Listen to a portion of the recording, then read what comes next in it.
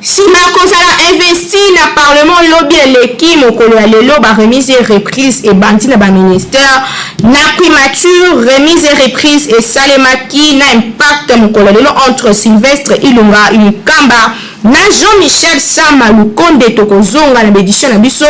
mosusu mpona kopesa bino ba détail boyeba que président Félix Tshisekedi azwami na Paris wapi akutani mokolo lelo na Emmanuel Macron mpona kobongisa sommet France-Afrique pe balobelaki situation sécuritaire na Tchad lisusu na sport sango oyo RDC ekoki kozonga pe koparticiper na éliminatoire ya CAN 2022 ba détail nyonso bokozwa yango na édition na biso ya CAN 2011 ya mokolo lelo. Bote, bonjour, bonsoir, réseau dépend na Erzo Landa Bisso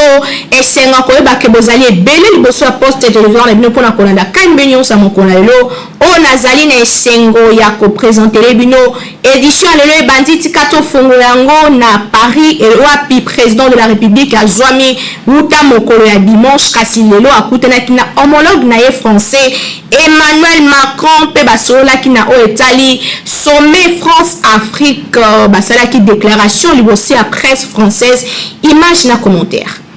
Président de la République Félix Antoine Tshisekedi Tshilombo ayambamaki mokolo lelo mardi 27 avril na Élysée na Paris mboka France wapi akutanaki na homologue na français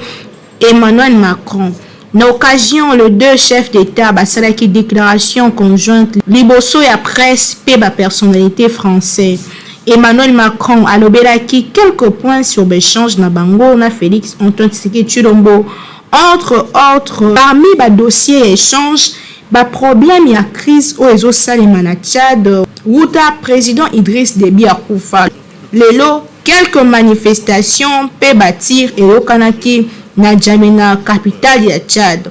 Nous pouvons nous balobelaki et zaba méthode de financement en Afrique durant période où il y a pandémie à COVID-19. Pe basola ki lisusu na o Italie, sommet France-Afrique o ekosalema na ba leader ya continent africain. Sommet yango ekozala accès mingi sur ba problème économique ya ba pays africains. Na ngambo na ye président congolais Félix Antoine Tshisekedi asepelaki makasi na kei pe alobaki boye. Merci président. Merci beaucoup monsieur le président, cher Emmanuel, merci. Merci de me recevoir si rapidement à Paris. Merci beaucoup, Monsieur le Président, cher Emmanuel. Merci Nandenge Oyambingai na Lumbango Penza na Paris pour na Kosolola Makambo Oyo déjà au lobby. Sur Tchad, je crois que vous allez comprendre Makambo Ndenge Moko. Il faut toujours Mbango na ordre démocratique. Natikali na ligne droite na Oyo na Lobaki na discours na na Djamena.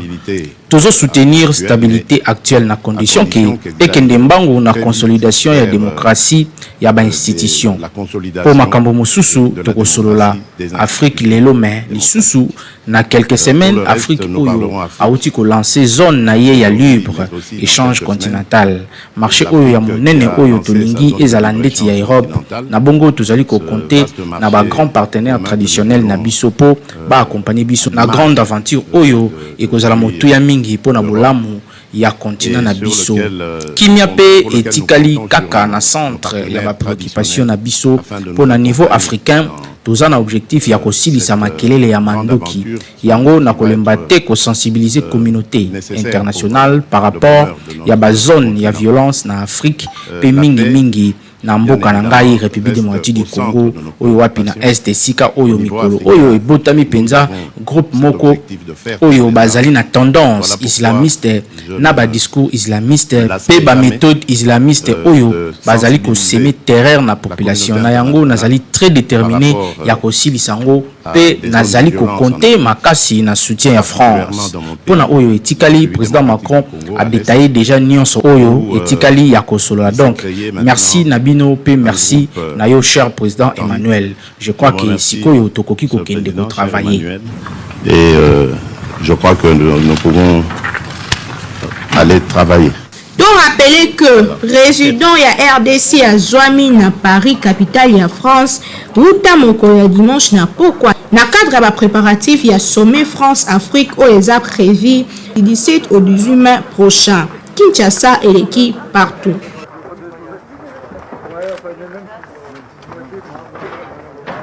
Mokolo ya lelo ba remise et reprise et bandi na ba ministère na primature remise et reprise et salemaki na impact mokolo ya lelo entre Sylvestre Ilunga Inkamba na Jean-Michel Sama Lukonde. Na ekopesa ba félicitations nanga na occasion solennelle oyo ya remise et reprise depuis ngai na banda musala mbala liboso na sala remise et reprise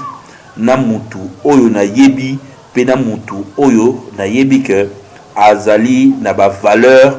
oyo nazali ko maîtriser malamu yango wana nde sengo na ngai na remercier mokonzi ya mboka na ndenge a pesi confiance na mwana mboka oyo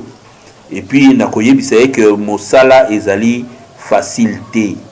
et sengeli koyeba que fonction premier ministre batebele balula kayango kasi bapesa kayango kana mutu moko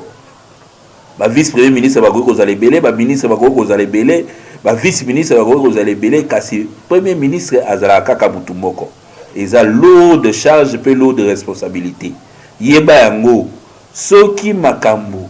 esimbi bakokumisa yo te kasi soki makambo ebebi nyonso ekoya na mutu na yo donc ozali na intérêt ya kokende gauche droite te kozala concentré na musala pe kopesa résultat na peuple congolais oyo bazali na posa ya kimia pe bazali kozela surtout ba résultat et ya na basani pe bandako na bango sincèrement na pesi yo félicitations sala musala kitoko pona mboka mboka ezali na besoin ya musala na yo pe surtout ya bolingo oyo sengeli kozana ngo pona mboka oyo po osala musala na yo lokola premier ministre ya sika lingate oyo nyonso okosala premier bénéficiaire nango ezala liboso peuple congolais. Bonne chance pe musala malamu. Bonne chance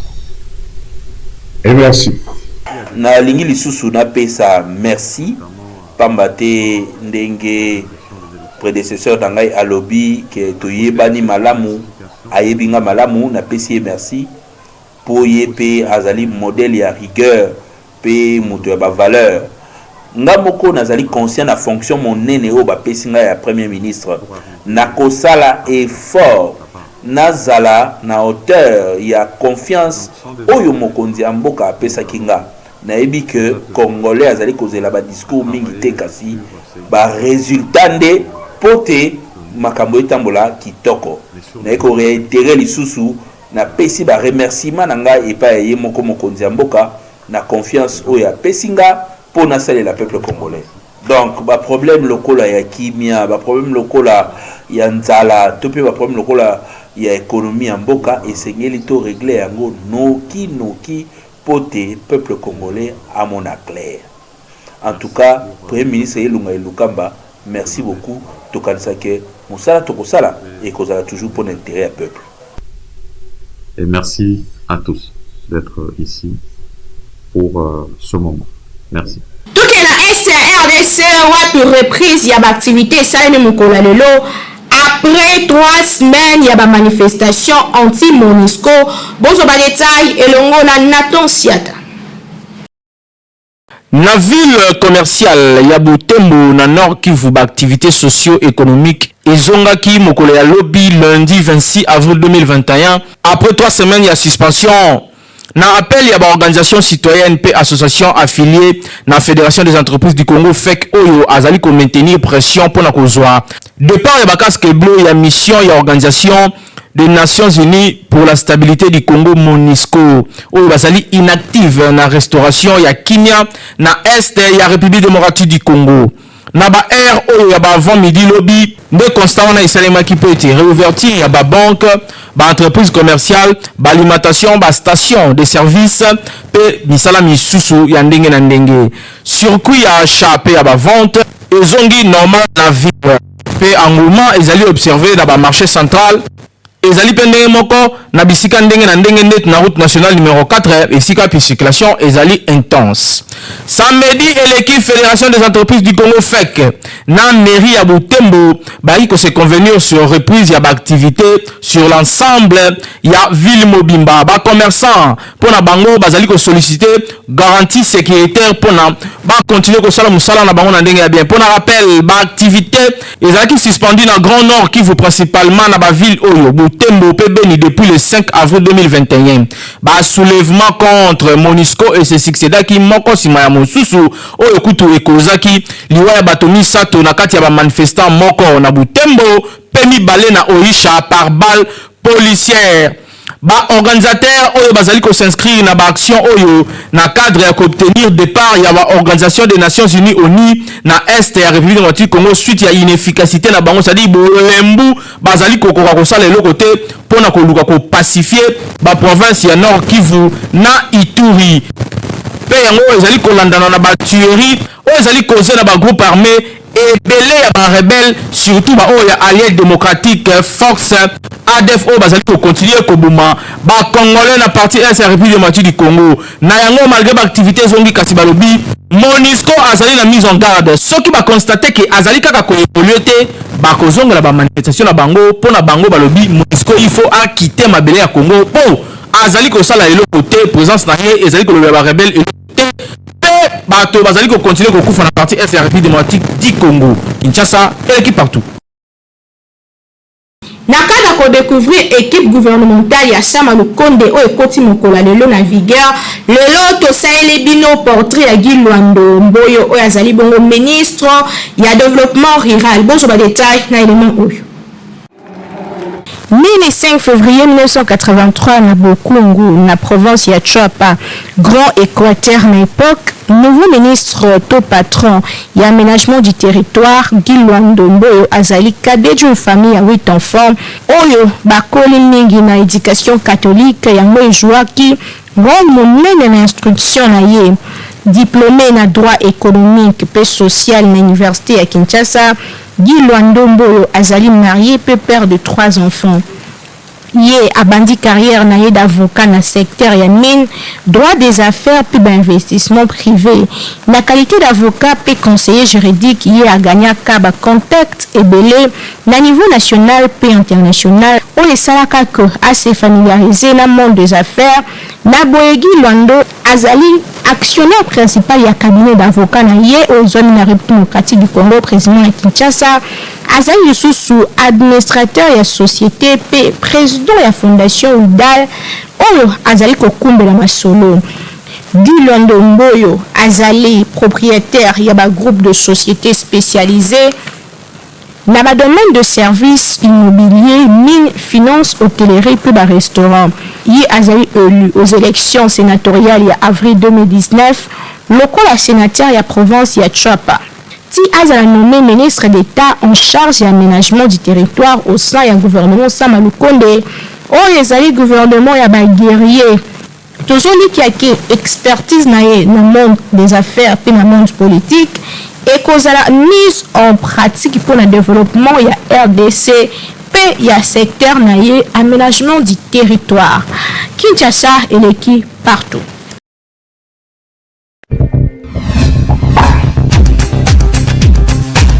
Beltesco azali ko continuer ko servir bana mboka atieli bino na marché lame de rasoir Nelson Platinum triple X ezo 4 na ndinga ko sakana te nzwa ide na élément oyo. Beltesco musungi ya mboka aye lisusu kaka ndenge amesana kosunga cette fois-ci aye avec Nelson Platinum triple X lampe de rasoir oyo atie na disposition ya ba congolais pour na misala ya ndenge na ndenge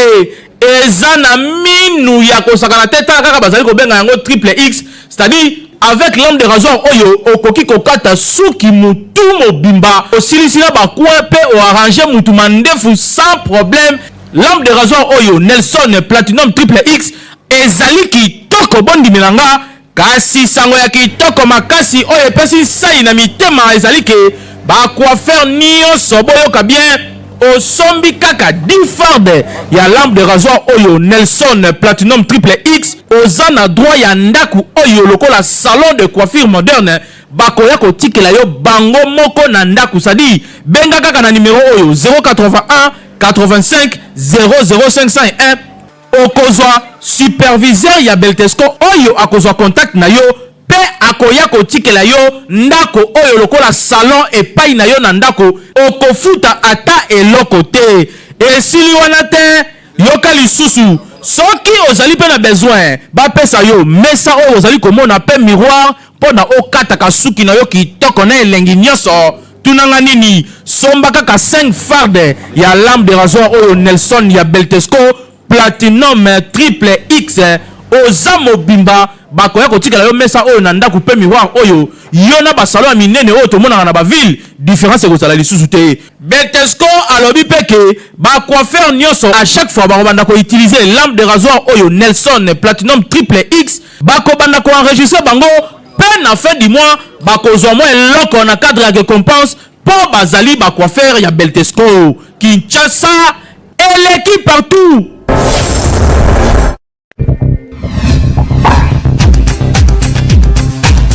Lelo ezali journée mondiale ya propriété intellectuelle nini elakisi bozwa ide na élément oyo. Chaque le 27 avril, mokili célébraka journée mondiale ya propriété internationale.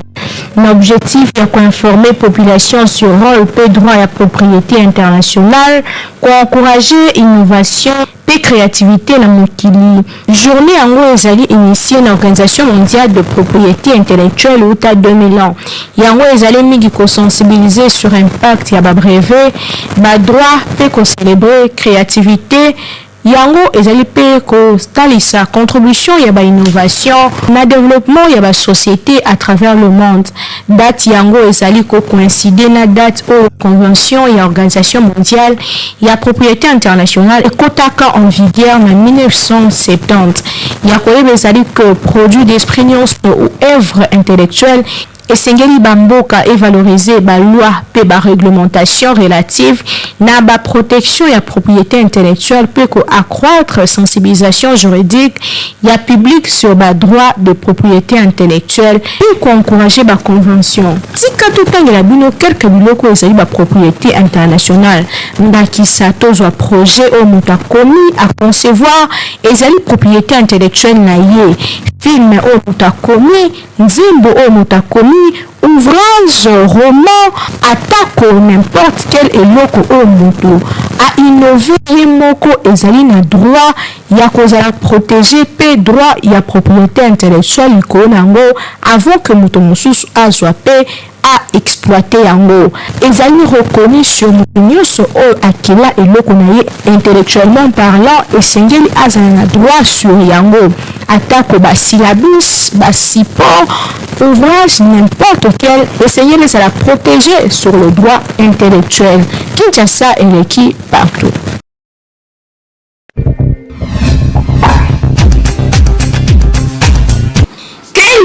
Première chaîne d'actualité en continu Katinalinga les Okoba conseil la bino musala kitoko bozwa extrait à émission o eza déjà en ligne na chaîne YouTube na biso kasikobo sanate ko s'abonner. Soki justice ezali na ba anomalie na ba zisanité Willy Bakonga linga ko bimande nini parce que Willy Bakonga asana ba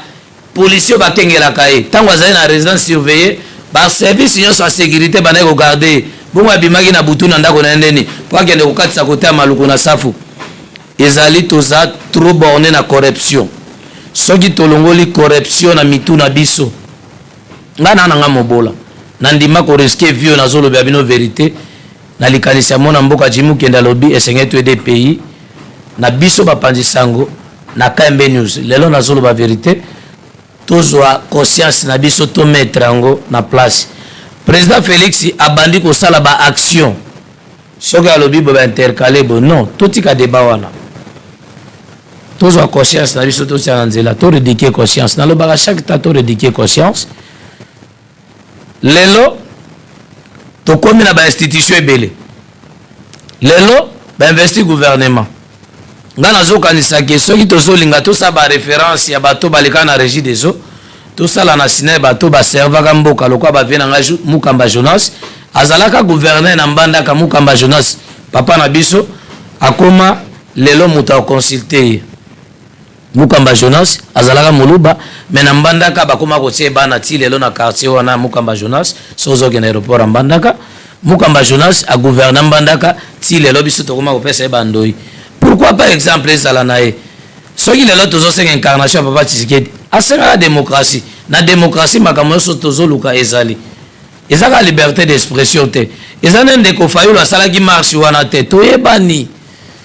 eza te pour communauté internationale bautiliser yo parce que eza kwa génouer pays eza d'importance moko te ndeko Fayulu nga nasengi ndenge balobi réforme na bandeko ba député national automandata bango. Il y a aussi des pétitions pour les députés. Tant on a l'année de comment tu bandes au commissaire et comme les kinanga abandi ko loba mabe pour na rapport mapping nani non na koki ko attaquer na médiate na l'année pen de komoko na chaîne moko songolo au balanda na peuple congolais pour la distraction alobi ene moto abandaka makambo centenaire ya kimbangiste na top Congo na cité yango oui tozo wela makambo na te eza makambo mboka kaka. Mais esengeli topesa bile ya bana bato na bana bato eza topesa te bile ya mbona bana bato. Motuna etunami mokola lelo est-ce que ezali normal que moi si alibala oyo babala akenda kobeta masolo na kwa bolanda population congolaise ndenge ba réagisaki na micro ya Hervé Zak. Éduquer une femme, c'est éduquer toute une nation et le baba le poto. Comportement ya mwasi ezali miroir ya ndaku esika akolela to milliers d'enfants na ye.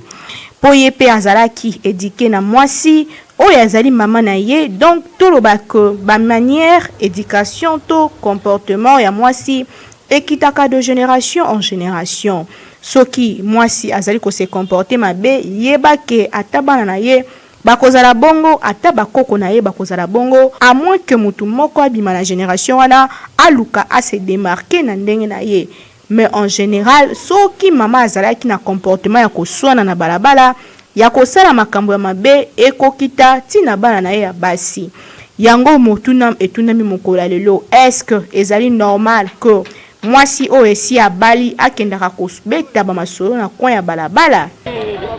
Eza vraiment mabe makasi parce que mwasi ya libala aza mwasi moko ya mutu kwa se respecter parce que tango déjà okomi na kati ya ndaku nokomi responsable ya nyonso ya olamuki na tongo oliosala misala ya ndaku na yo yo okie kobeta masolo a des fois eza ya tina de eza malamu te. Or Bible voit même ezoloba une femme sage bâtit sa maison parce que tongo olie yo bâtir ndaku na yo bongisa ndaku no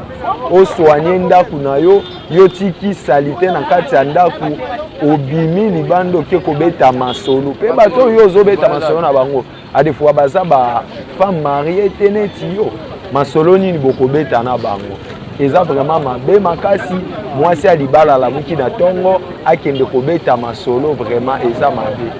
eza malamu te parce que na coin kuna azo kobeta ba masolo ni malonga koza malamu kuna azo kine na coin kuna kokuta na baninga o ba ko intoxiquer na makamba mabe ngana zana mibali 5 ngana nana ba nzonzingi na ngai ngana zana ba kasi na ngai eloko na malonga kola ko produit na coin kuna yebe ko tinde kaka masolo bana kobeta ba camarade na mikolo mobile na nga kabili ngambongo te mikolo tozo kufanzala yo zo kufula libala eloko na malonga za kuna bimana balabala tobeta ba nzonzingi na biso et ko permettre kati ba itinde kana mobulu bina ki désordre amoni eza normal te pona nini eza normal te parce que ye azana misala oyo asengi ko sana tongo na ko sukola basani kumbola ndako bon aya na ko beta masolo inutile siko libala na ye kozala ndenge nini na masolo oyo azobeta wana eza ya ndenge nini ya mibali ya ndenge nini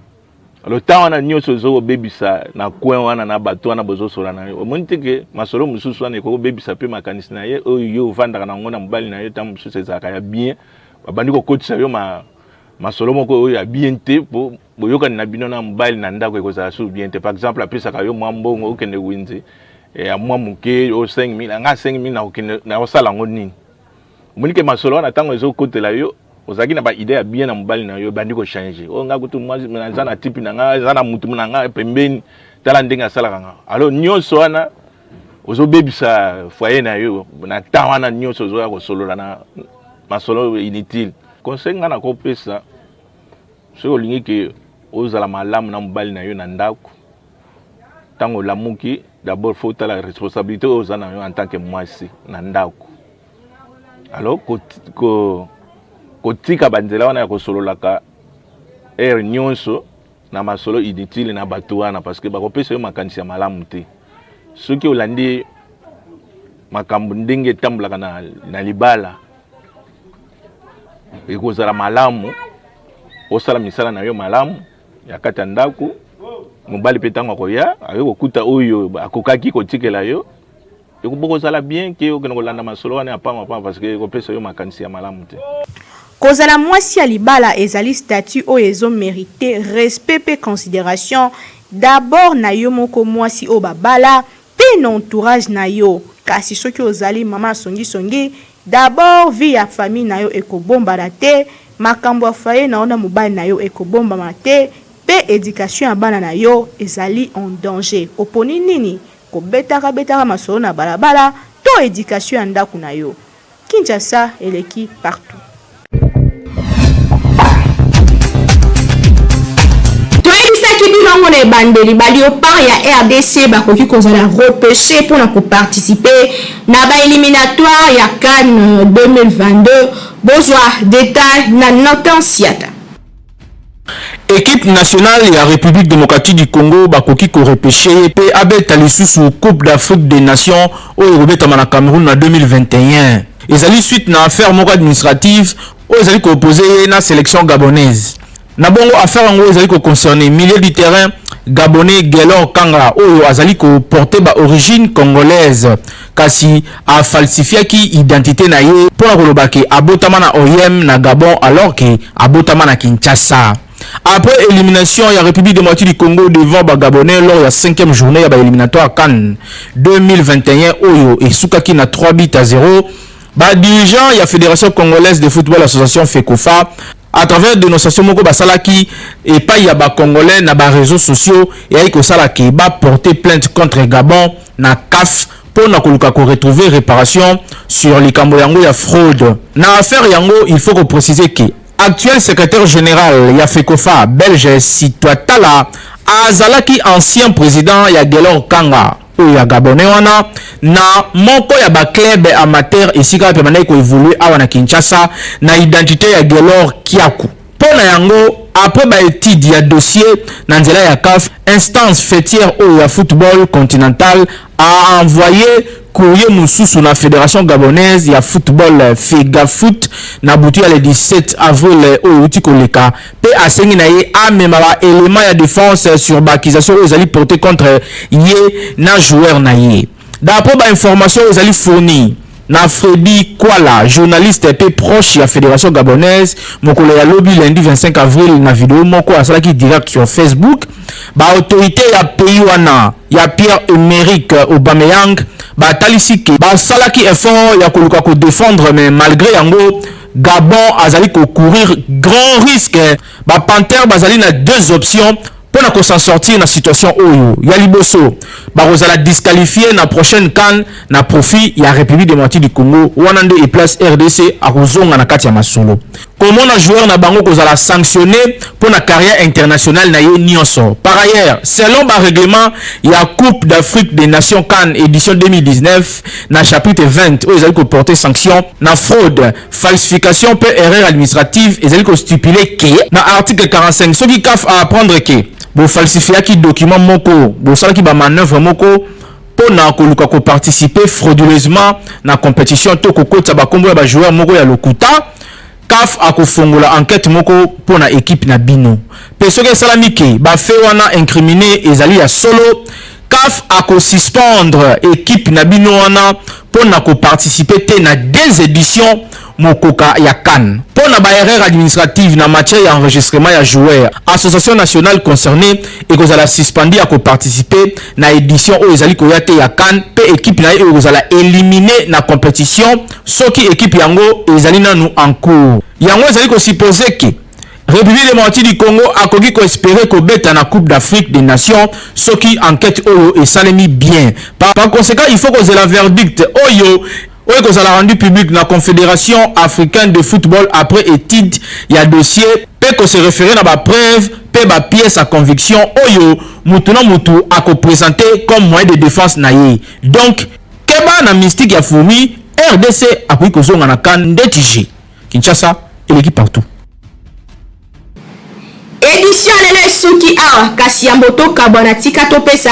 joyeux anniversaire na grand régisseur ya RDC Etienne Ilongo oyo a fêté mokolo lelo tika ete kinya ezala na ye pe bambula ebele ngala bino to kabwani awa kasi tika na pesa merci l'équipe technique pe rédactionnelle esaki mosala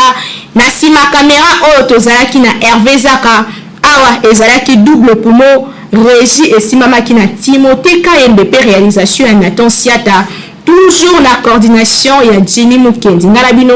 tokuta ni mikoro ezali koya kasi lobi bokuta na Nathan Siata près la présentation